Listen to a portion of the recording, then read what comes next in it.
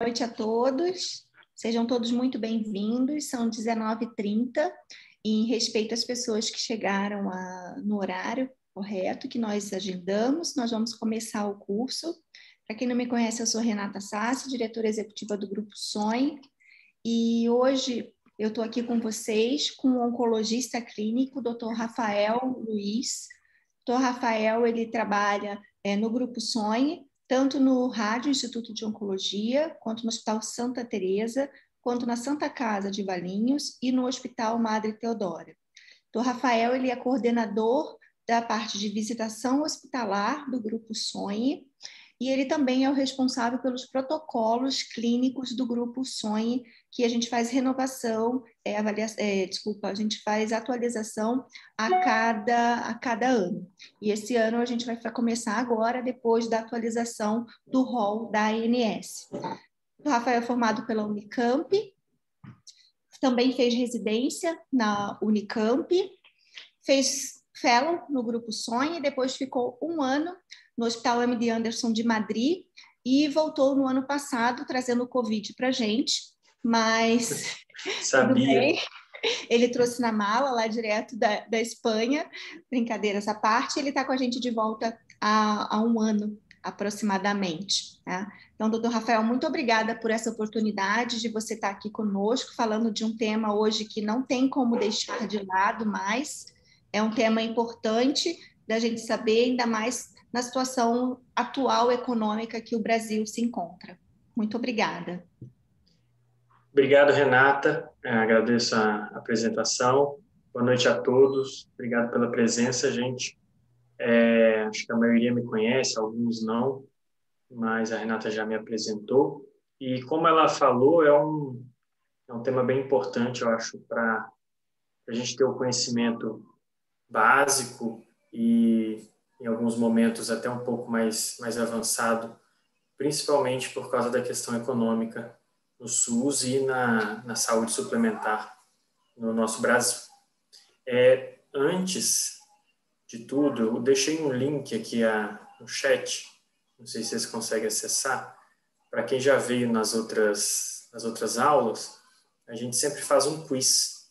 Então, eu queria que vocês entrassem nesse link, já deixasse pronto lá no navegador para a minha ideia é fazer ele agora no início e, se a gente tiver com tempo, fazer no finalzinho para repetir e ver se vocês conseguiram tirar algum proveito da aula. Então, o tema da aula é basicamente os medicamentos genéricos, similares, biosimilares e os medicamentos de referência. Como avaliar? Como avaliar, na verdade, o que são essas denominações e como que elas são definidas e como que esses medicamentos surgem, né? Eu vou falar basicamente sobre isso. Então, quem precisar tirar foto do QR Code, quem precisar do link, está aqui também. Eu quero começar pelo quiz para saber a ideia que vocês já têm sobre o tema. Eu sei que tem algumas farmacêuticas aqui, então é um pouco injusto às vezes, porque eles vão saber até provavelmente com certeza mais que nós, mas eu queria fazer esse quiz só para a gente ter uma ideia do conhecimento de todo mundo. Lembrando que é anônimo, tá, gente? Eu vou colocar o play, se todo mundo já tiver entrado no link, que está aí no chat e que eu mostrei, a gente vai poder começar. É só entrar lá na página e botar seu nome. Eu acho que ele vai pedir para a pessoa colocar o nome. Se não quiser colocar o nome, não precisa. A gente já tem 11 pessoas lá. Esperar mais uns 10 segundinhos, ver se mais alguém consegue entrar. 12, 13 pessoas. Das 18, acho que já está bastante, está ótimo. Vamos começar. Então, vai aparecer as perguntas e vocês selecionam a opção melhor. Então, ao comprar um medicamento, você costuma perguntar pelo genérico ou pelo similar? Sim, pelo genérico. Não, só compro de referência. Sim, por ambos. Vocês têm 10 segundinhos aí para votar.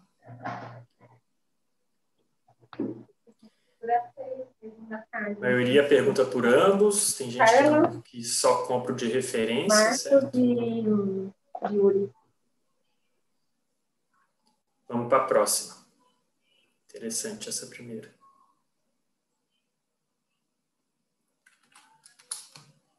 Então, contagem. Quanto mais barato um genérico tem que ser para você preferir comprar ele ao referência? Então, qual que é o valor que você considera comprar um genérico quando ele é mais barato que o referência? 10%, 30%, 50% ou mais, qualquer valor? A maioria 30%, alguns qualquer valor e alguns 50% ou mais, certo? A próxima. Eu gosto de gastar um tempozinho aqui no quiz para a gente ter uma ideia aí do que todo mundo acha. Então, todas as respostas dão pontuação. Então, na verdade, é uma múltipla escolha. Quanto tempo uma indústria tem para explorar uma patente depositada de medicamento com exclusividade? Então, a partir do momento que a indústria descobriu aquela molécula e patenteou, quanto tempo que ela tem para explorar? 5, 1, 10, 20 anos. A maioria colocou 10 anos. 2 pessoas, 20. Certo. Próxima. Tudo isso a gente vai abordar na aula também. São mais 3 questõezinhas. Para qual teste os medicamentos genéricos ou similares não têm que passar novamente? Biodisponibilidade, equivalência farmacêutica ou estudo clínico fase 3? Qual desses testes não é obrigatório para esses medicamentos serem autorizados pela Anvisa? A maioria colocou estudo fase 3. Perfeito.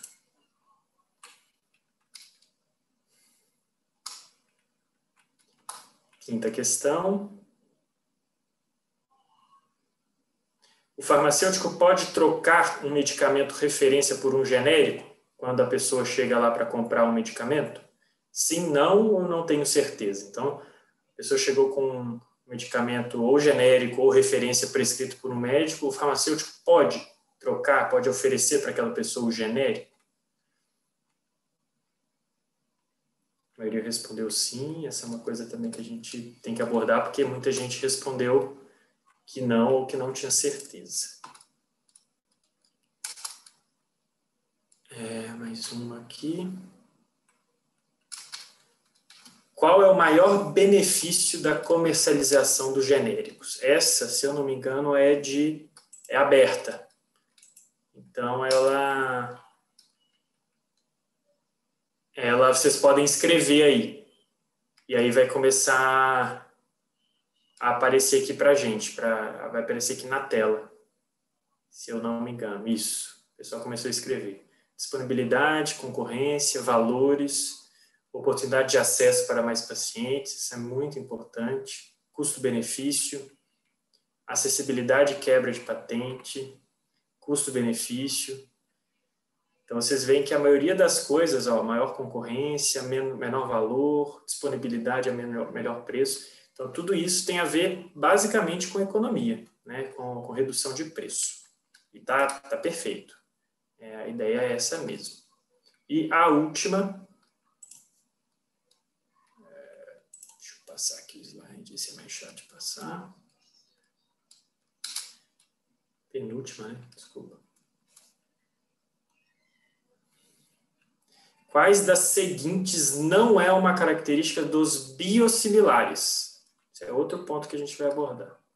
Estrutura 3D igual ao referência, alto custo, sequência de aminoácidos igual à referência ou eficácia similar à referência.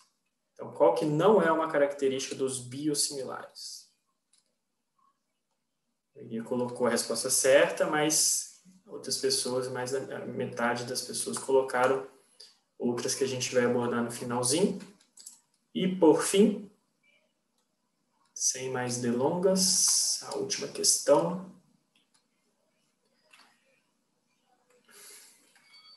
os biosimilares necessitam de estudo clínico comparativo com medicamento referência para aprovação?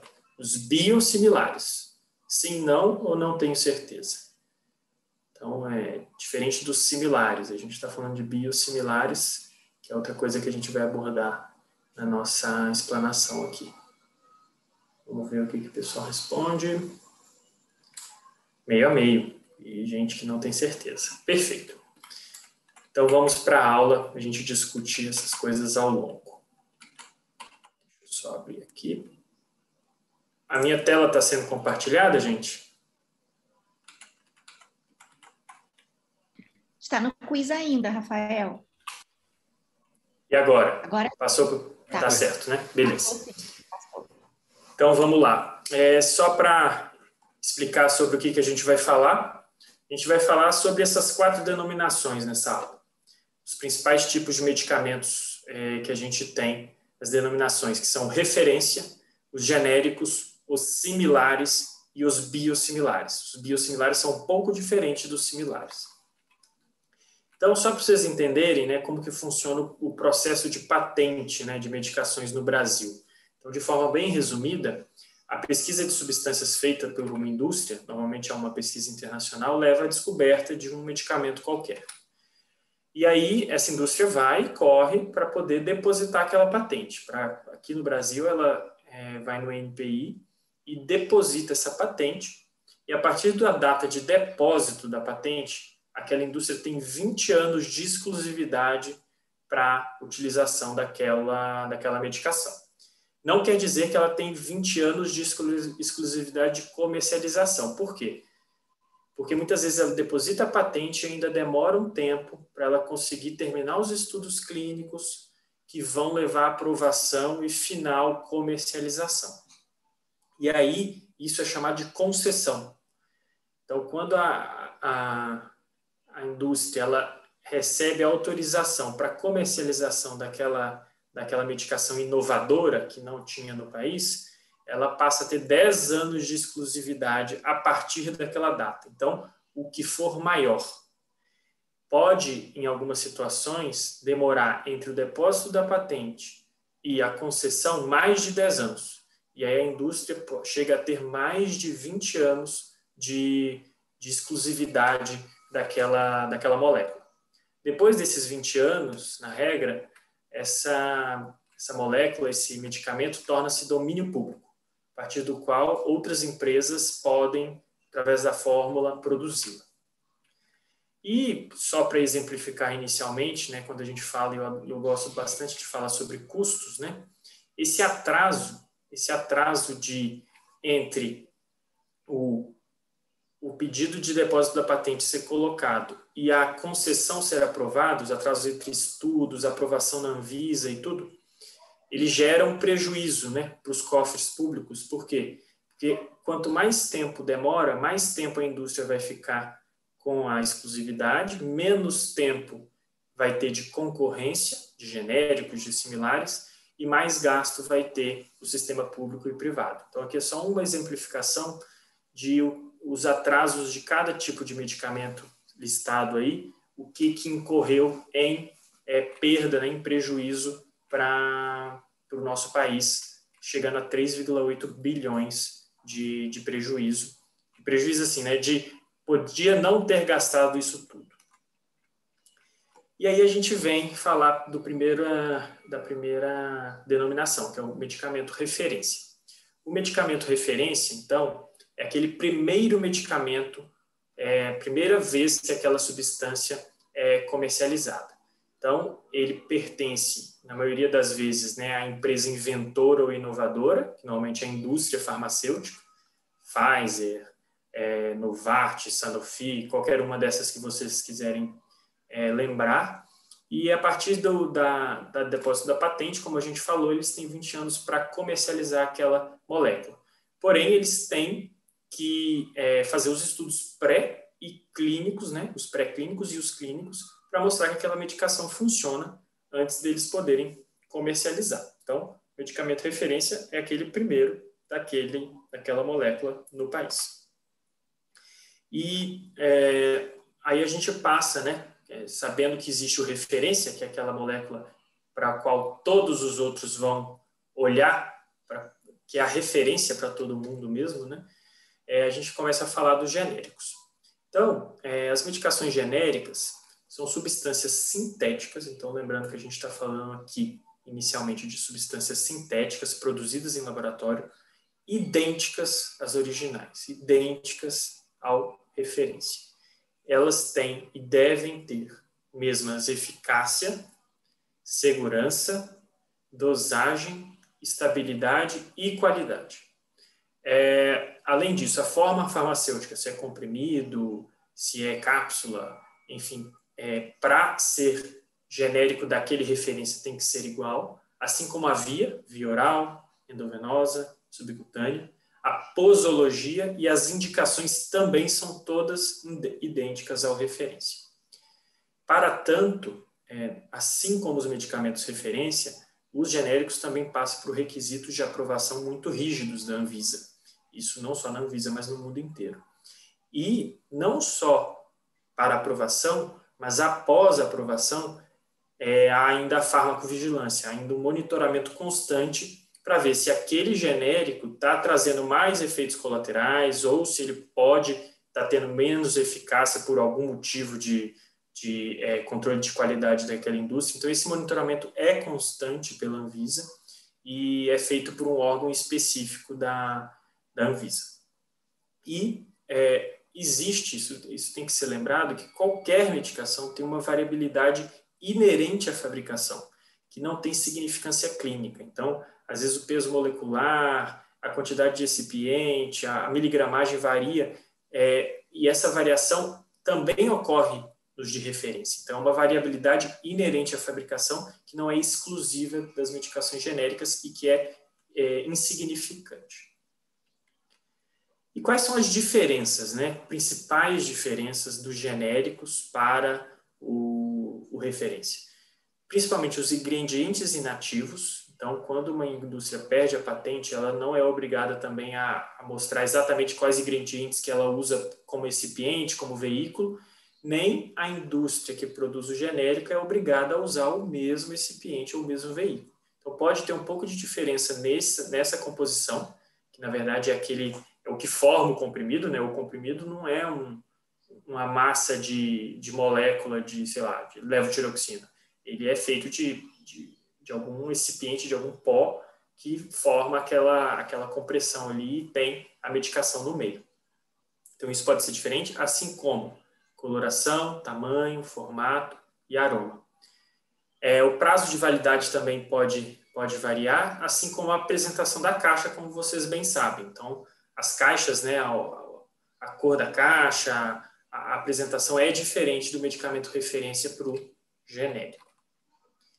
E qual que é, antes da gente falar, né, de algumas questões mais específicas, mas qual que é a evidência prática de que os genéricos funcionam e que eles devem ser utilizados na prática clínica, né?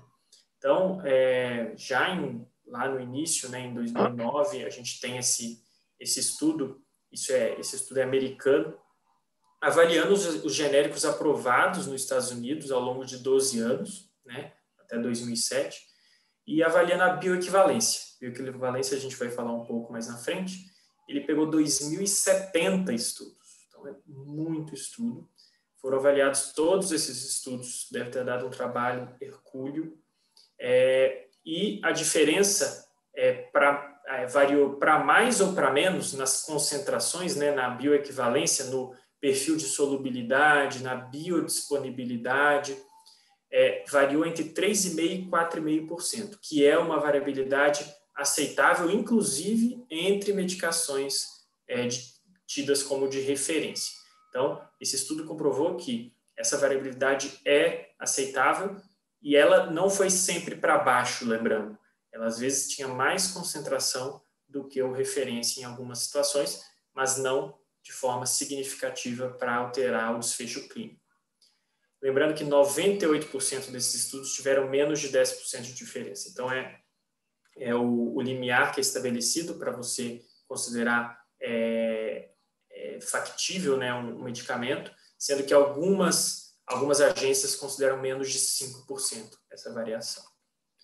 Então, genéricos funcionam, genéricos são seguros quando feitos seguindo todos os requisitos das agências, né, das agências regulatórias, no caso do Brasil, da Anvisa. E aqui eu coloco os principais requisitos, né, para aprovação pela Anvisa. Então, coisas que a gente já citou lá como característica, né? O ingrediente ativo tem que ser igual, com a mesma potência, as indicações são exatamente as mesmas em bula, com a mesma apresentação e via de administração, estabilidade, com ingredientes inativos aceitáveis. O aceitáveis é algo até que eles colocam na regulamentação, mas que eles não definem exatamente o que são aceitáveis, mas devem ser ingredientes, né, esses recipientes típicos, né, para formar um comprimido, que sejam aprovados para isso já de forma anterior. Além disso, as normas de fabricação têm que ser estritas e idênticas, assim como a embalagem tem que estar adequada, obviamente, à bula, e a farmacovigilância deve ser contínua após a comercialização. Então, esses são os principais requisitos. É uma lista extensa, né, quando você vê a regulamentação da Anvisa, mas é algo que é realmente necessário. E aí a gente vai para aquela pergunta do início, né, do primeiro slide. Como que a gente avalia, né? Como que a gente avalia que se aquele genérico, se aquela medicação, e isso vale para os similares, porque os similares eu vou colocar lá na frente qual que é a diferença que eles têm dos genéricos, mas lembrem que isso vale para os similares. Mas como que a gente avalia se aquele genérico pode ser o genérico da medicação referência? Por exemplo, se um docetaxel pode ser um genérico do Taxotere, para a gente falar de oncologia. Se o losartana pode ser um genérico que eu acho que é o Lotar, que é o referência. Precisam ser feitos testes de equivalência, de bioequivalência, que a gente fala.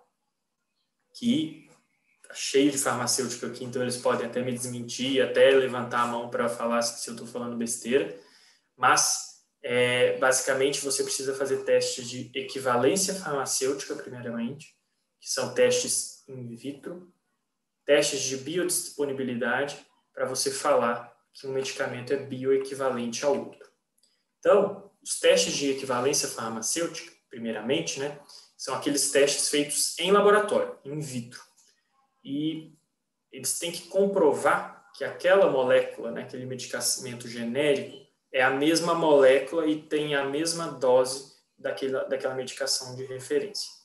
Isso é feito em laboratórios habilitados pela Anvisa, que são escolhidos, auditados, e, basicamente, como se faz, existe meio que um manual para isso, né, a farmacopeia, que orienta essa avaliação, e os principais quesitos avaliados são dureza, friabilidade, desintegração, assim como o perfil de dissolução. Então, eles fazem testes em laboratório para ver se aquela medicação libera aquela quantidade que está dizendo de medicamento, do medicamento, né, dito,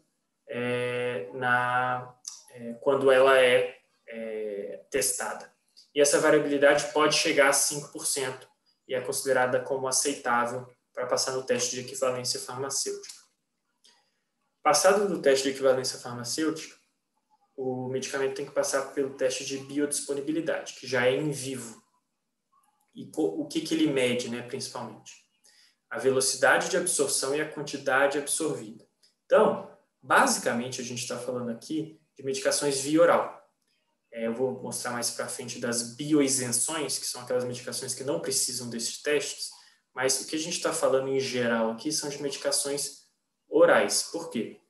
Porque entre você tomar aquele medicamento, entrar no seu estômago, no seu intestino e ser absorvido, existe uma perda, existe um delay, né, um tempo entre isso acontecer, entre você ingerir e aquela medicação ter um nível sérico no sangue. Isso varia com a qualidade mesmo do comprimido, né, o jeito que ele é feito, se é cápsula, se é comprimido, se é um comprimido de liberação prolongada. Então, são medidas essas duas coisas, velocidade de absorção e quantidade absorvida, em pessoas, em vivo. Então, dado, né, a medicação para a pessoa e é testado no sangue quando que aquela pessoa atinge a concentração máxima daquele medicamento no sangue e quanto tempo demora para aquele medicamento ser eliminado. Isso tem que ser parecido com o medicamento de referência. Aqui é só para mostrar, né, um gráfico, assim, só para ter uma ideia de como que funciona a curva, né, entre tempo, que é o eixo horizontal, e a concentração da droga, que é o eixo vertical. Então, vai fazer uma curva que o tempo até atingir o pico, até atingir esse ponto mais alto, é o tempo que a gente chama de tempo máximo, né, de Tmax, e a concentração do pico, né, a maior concentração que chega no sangue, é a concentração máxima. Então, essa curva forma uma área embaixo dela. Então, ela forma uma área ali entre a linha horizontal e a linha da curva. Essa área da medicação em avaliação contra a área da medicação referência, no caso aqui, como eu mostro, uma dividido pela outra, não pode variar mais do que 25% para cima e 20% para baixo. A área sobre a curva, que é diferente só da concentração máxima. Então, a concentração máxima pode até variar um pouco, mas a área sobre a curva não pode variar mais do que esse limiar colocado aí. Então, essa é a biodisponibilidade, ou seja, o quanto daquela medicação está disponível no sangue depois de ingerida. E a bioequivalência, finalmente. A bioequivalência, como a gente falou, é você usar esses dois testes e aplicar essa biodisponibilidade relativa, ou seja, em comparação, administrando a mesma dose do referência e do futuramente genérico, né, em teste, de um lote igual. Ou seja, você tem que usar o mesmo lote para você fazer o teste de biodisponibilidade e o teste de equivalência farmacêutica para poder ser aprovado pela Anvisa. E esses testes, né, como eu falei, valem basicamente para a maioria das medicações orais. E algumas medicações endovenosas, algumas medicações específicas também entram nessa avaliação. Porém, algumas soluções aquosas, algumas medicações orais que têm ação direto no trato gastrointestinal, ou seja, que não precisam ser absorvidas no sangue para poderem fazer o efeito que elas fazem. Por exemplo, óleo mineral. O óleo mineral não necessariamente precisa ser avaliado por biodisponibilidade, porque ele não é absorvido pelo corpo. Medicamentos tópicos, sem efeitos sistêmicos, ou seja, uma pomada que você passa, mas que ela não tem o objetivo de fazer efeito no corpo inteiro. E alguns gases e pós-reconstituintes, estes podem ser isentos dessas avaliações e serem aprovados sem a necessidade dessa avaliação mais criteriosa. Porque não tem muita lógica você fazer a avaliação de biodisponibilidade e de equivalência farmacêutica nesses casos. E o que regulamenta, né? Quais são as principais regulamentações que a gente tem aqui no Brasil, isso estou falando de Brasil, em relação aos genéricos? Então, acho que todo mundo sabe, e talvez o Serra seja conhecido talvez só por isso, apesar de ser uma coisa interessante, ele é lembrado sempre pelos genéricos, que foi uma conquista da época que ele era ministro da Saúde, em 99. Então, a Lei 9787 estabeleceu, né, regulamentou a comercialização de genéricos no Brasil. Então, basicamente, o que ela fala é que na caixa tem que sempre ter o nome do princípio ativo, não pode existir nome comercial na caixa de genérico, e a dose daquela medicação. Com a tarjeta amarela, né, a tarja que a gente sempre vê na farmácia, né, nas caixas, identificando o genérico, eles podem substituir o referência, salvo se identificação expressa. Então, assim, basicamente, o farmacêutico, já respondendo aquela pergunta do início, o farmacêutico pode intercambiar entre o referência e o genérico, exceto se o médico, por algum motivo, escrever na receita que tem que ser aquele referência e não pode ser o genérico. uma coisa importante que a Anvisa estabeleceu recentemente, acho que foi em 2017, se eu não me engano, que os inéditos, então as medicações que não existem no Brasil de nenhuma outra forma, que às vezes você vai aprovar um genérico de uma medicação que já tem um outro genérico em outra dose, mas aqueles que não existem genéricos ainda, eles entram na frente, na fila de aprovação para serem disponibilizados mais rápido. Eles têm que ser pelo menos 35% mais baratos e as indústrias, né, que os produzem têm que passar pelo certificado de boas práticas clínicas. Então, isso tudo é auditado pela Anvisa e aquele órgão que eu tinha falado no início, que é o órgão da Anvisa, que faz a vigilância de medicações, inclusive os genéricos, que é o Provene, e faz esse report, né, de efeitos colaterais, de efeitos adversos que podem estar relacionados a alguma alteração de qualidade. E isso é contínuo. E uma coisa que todos perguntam, né, depois de tudo isso que já foi mostrado, por que eles são mais baratos? Então, tem vários motivos pelos quais eles são mais baratos, né? Primeiro, no Brasil, pelo menos, a gente tem a regulamentação que eles têm que ser pelo menos 35% mais baratos do que o preço fábrica dos referências.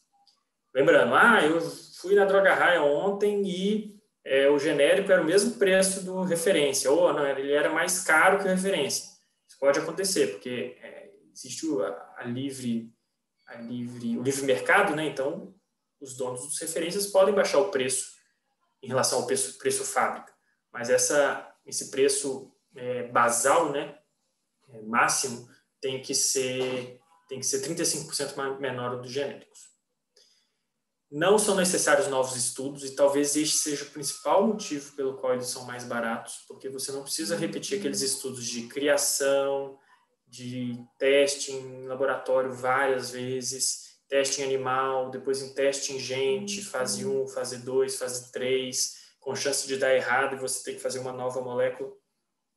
Eles não precisam passar por todos esses estudos, só por aqueles que a gente falou antes, que são muito, muito, muito mais baratos.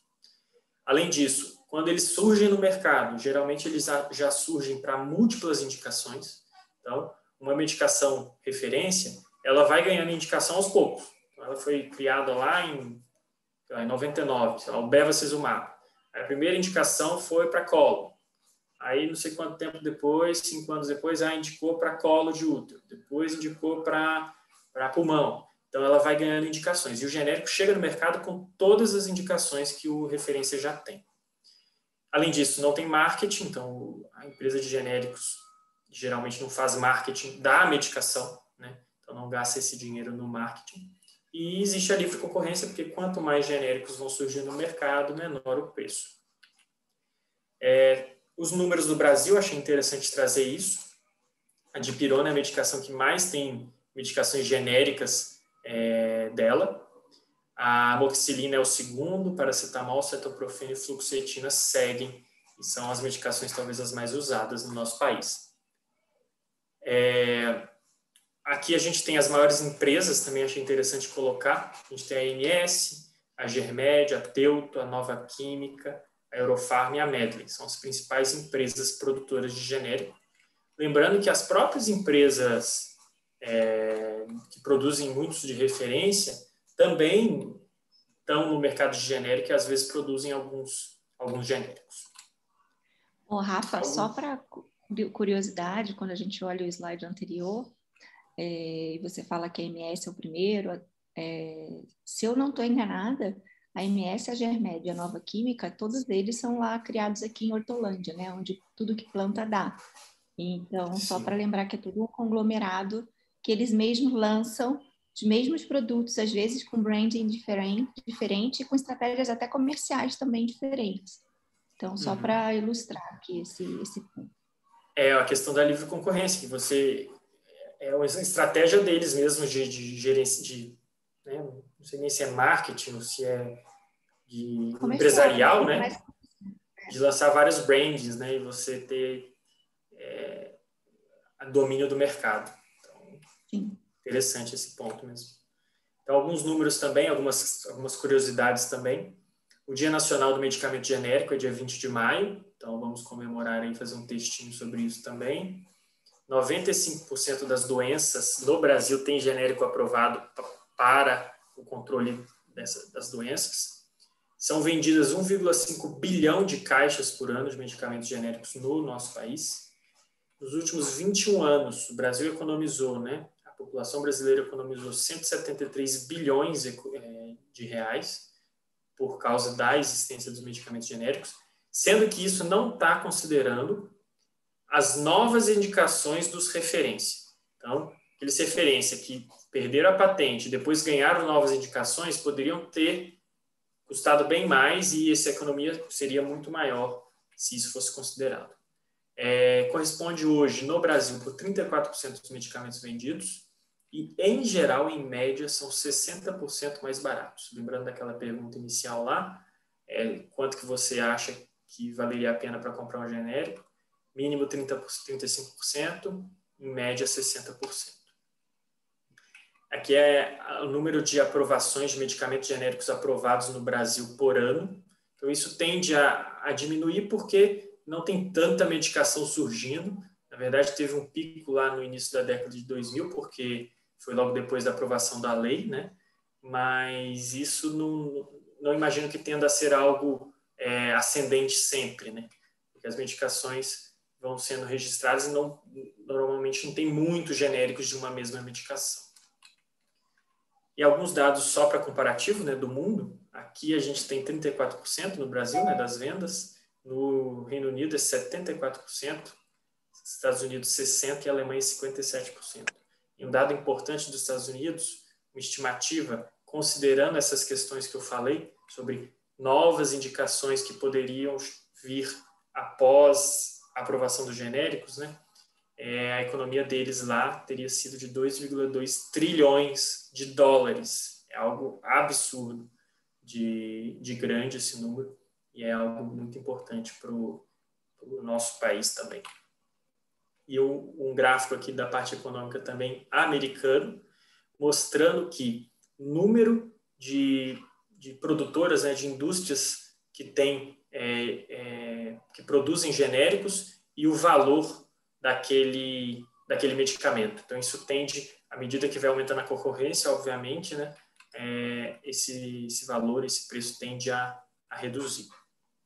E eu acho que o maior objetivo e o maior benefício, né, do medicamento genérico é a redução do preço, levando a um aumento do acesso, levando a maior adesão. Lembrar, né, que muita gente às vezes não segue um tratamento porque aquela medicação é muito cara, principalmente no nosso país. Então, farmácia popular, medicamentos genéricos de baixo custo, aumentam a adesão e muitas vezes trazem tratamentos mais efetivos.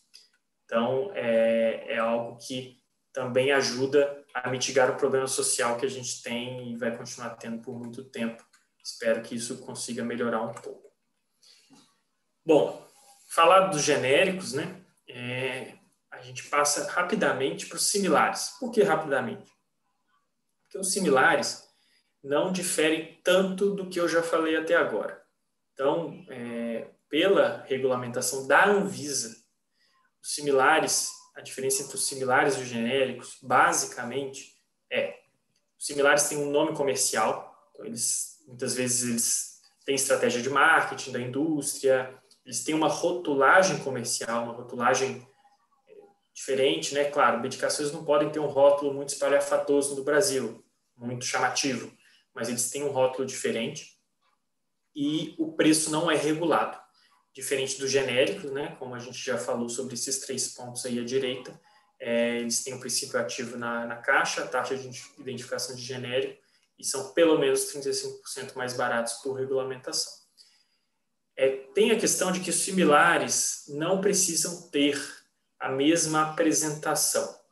Ou seja, os similares não precisam, por exemplo, o referência comprimido, o similar pode ser cápsula. Isso não é bem estabelecido para a Anvisa, eu li as regulamentações todas, mas isso raramente acontece. Por quê? Porque hoje os similares precisam passar pelos mesmos testes de bioequivalência dos genéricos. E para passar nesses testes, você geralmente não consegue mudando a apresentação. Então, na prática, né, a diferença entre genéricos e similares, na minha visão, analisando, é que os genéricos não sofrem marketing e podem ser intercambiados com referência, e o farmacêutico pode trocar uma referência por um genérico, e os similares, eles podem sofrer estratégias de marketing e não podem ser automaticamente trocados. Então, só como exemplo, né, a gente tem o Taxotere, um exemplo de medicamento referência, que é o medicamento inovador, que a gente chama, o primeiro. E aí tem o Docellibs, que é um medicamento similar, tanto que a gente coloca aqui na bula, ó, a bula do Docellibs. Ele tem um nome, né, Docellibs, ele não é docetaxel, então ele tem um nome comercial, então ele é um medicamento similar já por isso. E na bula é obrigatório estar escrito igual está escrito ali, ó, medicamento similar, equivalente ao medicamento de referência. E a gente tem o docetaxel, por exemplo, da Glenmark, que é um genérico. Você vê que tem a tarja bonitinha do genérico e não tem um nome diferente, né? E uma coisa importante sempre falar, quando a gente fala de genéricos e similares, né, sobre a intercambiabilidade. Então, se você pode trocar de um para outro. Então, o referência, claro, você prescreveu referência, você pode comprar aquele referência, obviamente.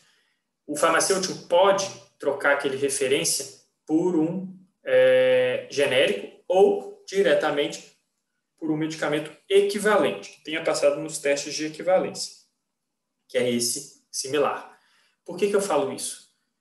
Porque até 2014 isso não era exigido. Então, ainda existem, isso ainda está sendo regulamentado, ainda existem alguns medicamentos que não passaram pelos testes de equivalência porque foram aprovados antes de 2014, como similares, e naquela época ainda não era exigido a bioequivalência escrita. Então, essa etiqueta de equivalente é importante e só aí que o farmacêutico pode trocar ele com referência. Importante, não há possibilidade de intercambiabilidade entre o genérico e o medicamento equivalente. Por quê? Porque isso eu até fiquei pensando e fui pesquisar bastante para entender por quê, né? Porque você pensa assim, os dois são bioequivalentes à referência, então você pode trocar entre eles. Não necessariamente. Por quê? Porque se você tem uma variabilidade entre o referência e o genérico de 5%, vamos colocar aí no limite, e você tem uma variabilidade entre o referência e o equivalente de 5% ao contrário, por exemplo, para mais, e do genérico é para menos, você vai ter uma variabilidade entre o equivalente e o genérico de 10%. Claro, isso não é exatamente assim, mas vai ser uma variabilidade, pode ser maior que o aceitável. Então, quando você está usando uma medicação equivalente, você não pode trocar diretamente para o genérico, mas sim só com referência. O mesmo acontece se você está usando um genérico, você pode trocar por referência e vice-versa, mas não com o similar. E, por fim, medicamentos similares, por exemplo, sei lá, o Docellibs e o Docetaxel, que eu acho que é um outro similar, não lembro o nome. Você não pode trocar entre eles, teoricamente, certo? Você pode trocar entre o genérico e o equivalente, ou entre o referência entre o genérico e o referência, entre o equivalente e o referência, mas não entre o genérico e o equivalente. Finalizando essa parte de genéricos e similares, disso tudo a gente tira algumas coisas que a gente tem que lembrar, que a gente também tem nossos papéis, nós como médicos, nós como farmacêuticos e nós como consumidores, que são os mais envolvidos diretamente na disponibilização das medicações. Então, o médico tem que sempre ter uma prescrição consciente. Você não vai prescrever um medicamento referência sem motivo aparente para uma pessoa que não tem condição, sei lá, que se está atendendo no SUS. Então, você tem que sempre pensar também na parte social da sua prescrição. E orientar, muitas vezes as pessoas perguntam que o genérico tem a mesma eficácia e segurança do que o referência. O farmacêutico tem a questão também da orientação de uso, né, que é super importante para o paciente que muitas vezes passa uma consulta de 5 minutos com o médico, chega no balcão da farmácia não sabendo usar também. A questão da intercambiabilidade, então saber que existe essa possibilidade de você trocar para medicações mais baratas, e ter a lista de genérico nas farmácias facilmente acessível aos pacientes é lei no Brasil. E, por fim, né, o consumidor, como papel, né, como tarefa, exigir sempre a lista de genérico disponível e decidir sobre a compra do genérico referência, e ele tomar a decisão sobre qual medicamento ele vai comprar. E, por fim, agora eu vou falar sobre os biosimilares. Eu quero esclarecer as dúvidas no final, para a gente terminar a aula diretamente, mas eu vou passar para essa parte dos biosimilares rapidamente. Então, o que são os biosimilares, né? A gente falou dos genéricos, dos similares e dos referências. Os biosimilares são medicamentos similares, mas de medicações biológicas. Importante lembrar que medicações biológicas são diferentes de medicações sintéticas. Então, o bevacizumab é um anticorpo monoclonal. Então, é um tipo de medicação que é produzida a partir de células ou micro-organismos manipulados geneticamente para produzir aquela medicação. Então, a insulina é um exemplo, né, que foi o primeiro biológico, em 1982, e essas moléculas são muito, muito, muito mais complexas do que as medicações sintéticas que a gente estava falando até agora. Desculpa. E é importante lembrar que os medicamentos biológicos, eles têm diferenças na sua estrutura final. Entre eles, por exemplo, o próprio Avastin, que é o referência do bevacizumab, um lote de Avastin nunca é igual ao outro lote de Avastin. Então, eles variam porque eles são moléculas muito complexas e têm uma conformação 3D que varia de pouco a pouco entre os lotes.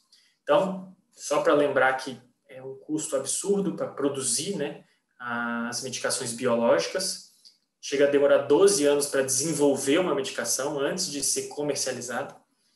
E, apesar deles serem 2% dos medicamentos comprados em quantidade, eles representam 41% do custo no nosso país.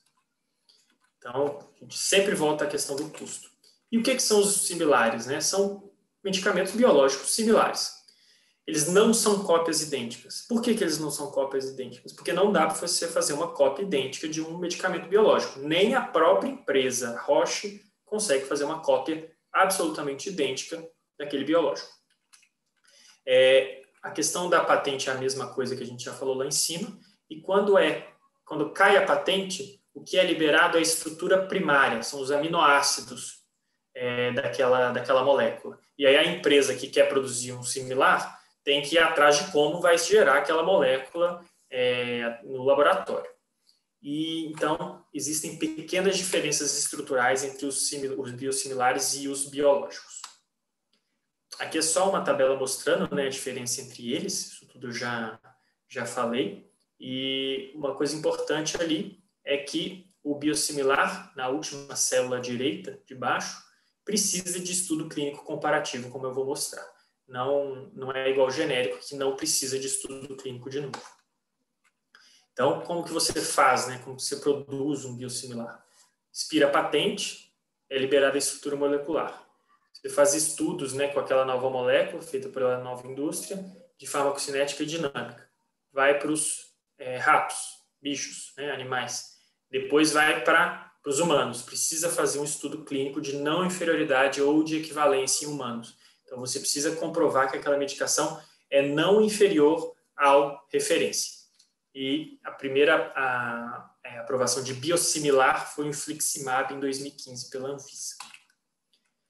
É só para mostrar aqui a pirâmide de comparabilidade, que é o quê? Então, o estudo do biosimilar é muito mais exaustivo na parte analítica, né, antes de ir para os humanos, do que na parte clínica. O estudo clínico é muito mais rápido e menor do que um estudo clínico para um medicamento referência, que é o que mais consome dinheiro de uma indústria farmacêutica. E por quê, né? Então, tudo volta aqui, os custos. Os custos dos biosimilares, aqui a gente vê a discrepância, né? Os genéricos é de 35% a quase 90% menores, aqui é de 10% a 35% menores. Então, assim, mesmo sendo mais baratos, os biosimilares ainda têm um alto custo. E a gente nota que cada vez mais são laboratórios reconhecidos mesmo que têm feito biosimilares, até laboratórios que fazem os referência estão fazendo alguns biosimilares, e isso pode impactar na questão de abastecimento, que muitas vezes pode faltar se você está comprando de uma empresa que não é tão grande, e pode promover o acesso, apesar de que esses custos não tão menores deixem isso um pouco em dúvida. E os desafios, né, na introdução e na comercialização dos biosimilares, a confiabilidade e qualidade na produção, que tem que ser mais rígido, mais estrito, porque são medicamentos biológicos e que podem ter variabilidade por causa da estrutura muito complexa. Então, essa variabilidade não pode ser muito grande, mas é aceitável haver. Então, tem que ter regras rígidas e tem que ter trials, né? Tem que ter estudos clínicos bem desenhados. A farmacovigilância, ela é bem importante depois que é lançado no mercado, então as indústrias continuam avaliando isso no mundo real que a gente fala. Além disso, a redução de custo que ainda é moderada, por causa dos altos custos para você desenvolver a molécula de novo. E a questão de intercambiabilidade volta à discussão e é muito parecida com aquela dos genéricos similares. Só como exemplo, um estudo para mostrar que um biosimilar era semelhante ao referência. Esse é o estudo que mostrou que o Zedora é semelhante ao Herceptin. Foi uma fase 3 de não inferioridade, que testou em humanos, né, uma fase 3, cujo endpoint era taxa de resposta, e ele provou que, estatisticamente, o Zedora é similar ao Herceptin, não é pior do que o Herceptin. Já tem meta-análises mostrando isso, confirmando essa eficácia dos biosimilares, e existe a questão da intercambiabilidade, que é bastante discutida e que, idealmente, o que é sugerido? Como entre os próprios referência pode haver variações, a intercambiabilidade é admitida nos biosimilares. Entretanto, não é ideal você ficar fazendo a intercambiabilidade múltiplas vezes. Por exemplo, você trocou de Avastin para bevacizumab, para Zedora não, esqueci o nome do bevacizumab. Você trocou de Herceptin para Zedora, e aí você usou um ciclo de Herceptin, 2 de Zedora, aí acabou o Zedora, vou voltar para o Herceptin.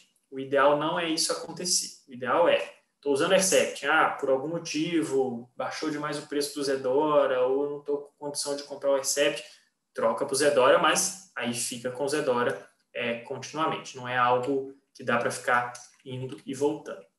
A economia é absurda, né? Depois que os biosimilares surgiram. Você vê aquele meu dado lá no início de 2% dos medicamentos, 40% do custo.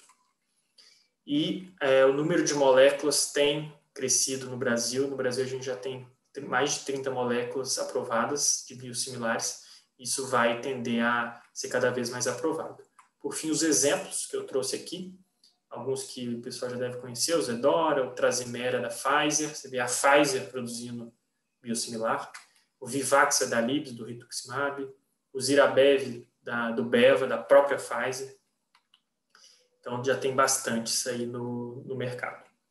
Farmacovigilância, tem que sempre lembrar que depois da comercialização a gente tem que ficar de olho se aquele medicamento não vai dar mais efeitos colaterais. E só lembrar daquelas perguntas do quiz, né? Então, quanto tempo a indústria tem para explorar a patente, né, de um medicamento com exclusividade? A gente já viu que é 20 anos, desde o depósito da patente, e 10 anos desde a concessão da concessão, né, da concessão de poder comercializar. O farmacêutico pode trocar uma referência por um genérico, mas não pode trocar um genérico por um similar.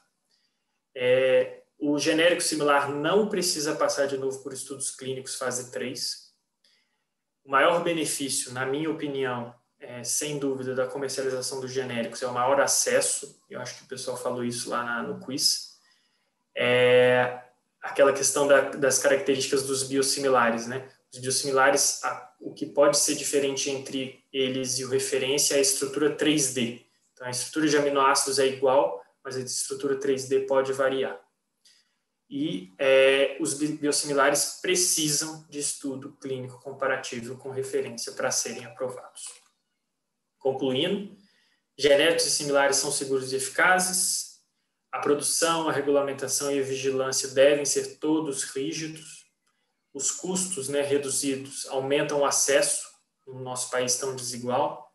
Os biosimilares passam por etapas ainda mais rigorosas, além das etapas laboratoriais, passam também por um estudo clínico, pelo menos, por causa dessa variabilidade. A intercambiabilidade ainda é um ponto em bastante discussão, e a indústria farmacêutica, a gente sabe que ela tem seu papel inovador, né, de criar novas moléculas, de novos tratamentos que aumentam a sobrevida no câncer e em outras doenças, mas também, em algumas situações, ela também tem esse papel de promover acesso. Então, quanto mais concorrência, quanto mais indústrias produzindo, maior acesso.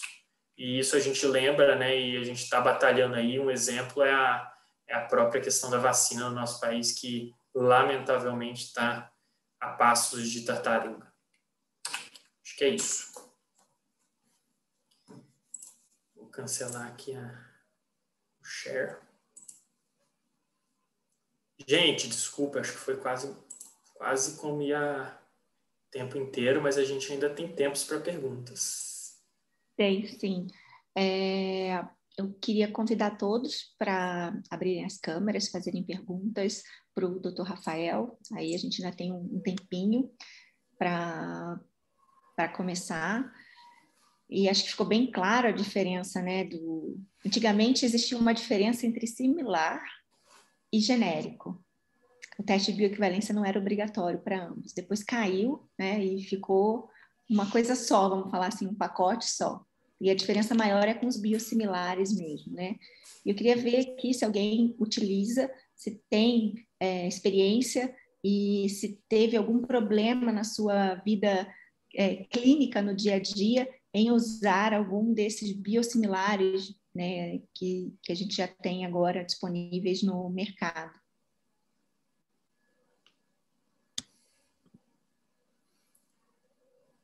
Não? Farmacêuticas e farmacêuticos podem dar a opinião dele, gente. Vocês têm bastante experiência aí na oncologia, talvez devem ter usado já bastante biosimilares, né? Sim, acho que as pessoas estão um pouquinho tímidas ainda. É o primeiro evento do ano, né, Rafa? Aí fica o pessoal um pouquinho tímido, né? Mas a gente está aqui com a Dani, com a Natália, farmacêuticas também. Acho que assim, uma oportunidade, né? Se a gente for ver em termos de saúde pública, também é uma oportunidade no mercado. De planos e verticalizados também, né? Oi, Deonice. Eu gostaria de fazer uma pergunta para o Dr. Rafael, não sei se eu vou conseguir formular certinho, em relação ao biosimilares, né? Quando ele deu o exemplo do Avastin, doutor, que você disse que nunca um lote sai igual ao outro. Eu gostaria de saber se existe assim uma porcentagem de aceitação em questão da eficácia no caso, vamos dizer, do Avastin. Se vocês têm releva, né, no tratamento essa porcentagem em questão da resposta do tratamento. Sim. Em relação à resposta do tratamento, não tem essa avaliação contínua, não tem essa vigilância de que se aquele medicamento está sendo efetivo ou não, viu, Del? A variabilidade dos biosimilares é algo muito difícil de você avaliar quando ele está finalizado, quando ele está na caixa. Uhum. O jeito, como que a Anvisa, as agências fazem para tentar garantir que a variabilidade seja o menor possível, é você estabelecendo os padrões de fabricação muito rígidos, você não poder mudar os padrões de fabricação. Tanto que, quando uma indústria, sei lá, tem uma indústria aqui em Indaiatuba que fabrica biosimilar, e aí, por algum motivo, o aluguel em Indaiatuba ficou muito caro. E aí eles resolveram mudar a planta para, sei lá, Amparo, que é um outro clima, é uma outra região, a fábrica vai ser diferente. Enfim, quando você muda a planta, você precisa recertificar aquela estrutura para produzir os biosimilares, porque você quantificar essa variabilidade é muito difícil, porque é você quantificar a estrutura 3D das moléculas. Você não consegue diferenciar um biosimilar, um lote de outro, por causa da estrutura de aminoácido, que é algo mais fácil de fazer, que é algo objetivo, que você faz um teste em laboratório e você vê se tem o mesmo tanto de aminoácidos, a mesma sequência. Você tem ali a estrutura 3D, que é algo muito mais específico, precisa fazer espectroscopia, precisa fazer avaliações muito mais técnicas. E a avaliação de eficácia, não existe uma avaliação de eficácia contínua regulamentada. O que acontece se muitos médicos, né, notam que aquela medicação não está tendo o efeito esperado e você está usando aquela medicação sistematicamente e você acha que mudou, né? Sei lá, eu estava usando, finge que surgiu aí um biosimilar de Pembro. Aí você está usando o Keytruda e de repente você começa a usar um novo biosimilar. E você vê que os pacientes não responderam tanto igual respondiam antes. Você acha que teve essa impressão. Isso deve ser reportado e isso pode ensejar uma análise da Anvisa para ver se aquela produção está correta e se eles estão seguindo certinho os padrões. Então, lembrando, não existe um valor, assim, 10% do lote pode estar avaliado, porque isso não tem como muito quantificar, porque lembrando, quem produz as moléculas são organismos vivos. Então, as medicações biológicas são produzidas por organismos vivos, por células. É diferente do losartana, que é produzido através de reações químicas. Então, os organismos vivos variam, né? Isso é uma variabilidade normal do nosso corpo e do corpo de qualquer ser vivo. Então, isso não ainda possível de regular constantemente de forma tão rigorosa. Tá bom, obrigado, doutor. Obrigada, Del, pela pergunta. Acho que só a título de curiosidade, o Rafael falou sobre mudança de local de fabricação, mas se for dentro da mesma planta, em uma área que seja diferente da que foi aprovada pela agência regulatória, nesse caso no Brasil, a Anvisa, tem que haver uma submissão para aprovação ou não. Acho que vocês devem estar acompanhando a parte de hematologia, está um escândalo muito grande, porque alguns medicamentos que não são mais interessantes para alguns laboratórios, eles estão deixando de produzir ou trocando de fábrica. Só que não está dando tempo hábil para a Anvisa, durante esse processo todo, fazer a visitação e autorização para aquela fábrica fornecer para o Brasil. Então, está tendo falta de produtos. Então, acho que são pontos assim bem complicados e ainda bem que são, porque é a maneira que se tem hoje de, pelo menos, tentar oferecer um produto que seja de menor custo, porém com uma qualidade realmente interessante para aquele paciente, né? Oi, Renata, é a Vânia, tudo bem? Oi, Vânia, tudo? Posso só fazer um comentário? Acho que a importância disso são as notificações. Acho que a gente subnotifica muito, né? Essas questões, até que o Dr. Rafael falou, de talvez a gente abrir farmacovigilância realmente nessas condições do paciente, até para realmente a análise ser muito mais fiel, né? Acho que a gente subnotifica muito as medicações e aí isso acaba não fidelizando, né, lá no final, depois o tratamento final do paciente, porque talvez a gente não abra tanta farmacovigilância como deveria, né? Sim, eu acho que a gente tem um hábito muito grande de evento adverso da própria doença. É inerente à normalidade do medicamento, né? Mas, assim, eu tenho uma experiência muito pessoal do uso de uma vinorelbina que não dava neutropenia. E a pessoa disse para mim assim, a vinorelbina eu prefiro usar a genérica porque ela não dá neutropenia. Eu falei, então não é vinorelbina, porque a partir do momento que o alcaloide da vinca não causa neutropenia, desculpa, tem água dentro dele. Então, acho que eu sugiro que você mande para uma análise.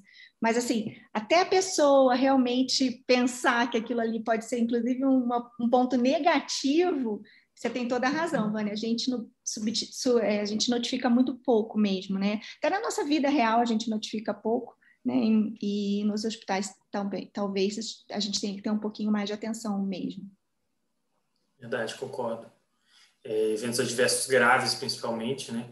Que ensejam alguma análise da Anvisa, acho que talvez a gente fale um pouco, bastante nisso aí. Sim. Mais alguma pergunta, gente? Não? Eu quero agradecer ao Dr. Rafael. Eu só queria fazer um adendo. Posso fazer? Fala, Natália, claro. Boa noite. Doutora, a aula foi muito esclarecedora mesmo, foi bem objetiva. Eu só queria fazer um adendo que os biosimilares, eles não podem nem ser mais eficazes. Eles não podem não ser inferiores e nem superiores. Senão, não é um biosimilar também. Tem que ser exatamente isso. Bom ponto. Eu acho engraçado até as pessoas querem falar, né, marqueteiramente, mas é um biosimilar, mas é melhor do que... A resposta foi melhor. Então não pode. Opa, tem alguma coisa... Então tá errado, né? Porque exatamente isso que a Natália falou é importante. Então, lembrando que o estudo que o biosimilar precisa cumprir é o estudo de não inferioridade. E o estudo de não inferioridade, o estudo clínico de não inferioridade, ele tem um limiar superior e um limiar inferior. Então, ele não pode ser 0,12% inferior, mas também não pode ser superior. Ele tem que provar a não inferioridade. Então, é diferente de ser provar a superioridade. Isso é algo de desenho de estudo, mas é importante lembrar realmente. Então, se alguém vier falando assim, não, meu biosimilar é melhor do que o Beva, do que o Avastin, né? Não tem muito disso. Então, é importante esse ponto mesmo. Obrigado, Natália. Obrigada, Natália. Então, vou encerrar, agradecer mais uma vez, então, ao Dr. Rafael. Só queria dar 2 avisos. Que ano passado a gente não fez a premiação das pessoas que mais frequentaram os eventos interdisciplinares, mas esse ano, a pedido do Dr. André Sassi, a gente vai voltar a fazer. Então, tanto nos eventos científicos quanto nos eventos interdisciplinares, a gente vai ter premiação, mesmo que ela seja online, embora haja uma esperança da gente conseguir fazer a nossa confraternização, quiçá em dezembro, né? A esperança é a última que morre, mas mesmo que seja online, a gente realmente vai fazer também esse processo de premiação. O próximo já está divulgada a data, acho que é interessante se vocês puderem já até colocar na agenda, e eu faço da mesma forma, as pessoas que estão sempre conosco, a gente manda antes, porque acho que quando é um grupo menor, a gente consegue discutir um pouco mais. Acho que está todo mundo inibido ainda por ser o primeiro, mas os próximos vamos discutir um pouquinho mais sobre os temas, tá bom? Muito obrigada pela presença de todos, tenham todos uma boa noite. Obrigada, doutor Rafael, obrigada, doutor Igor, pela presença também. Parabéns, Rafa. Boa noite. Obrigado, gente. Boa noite. Obrigada pela presença. Obrigada, parabéns.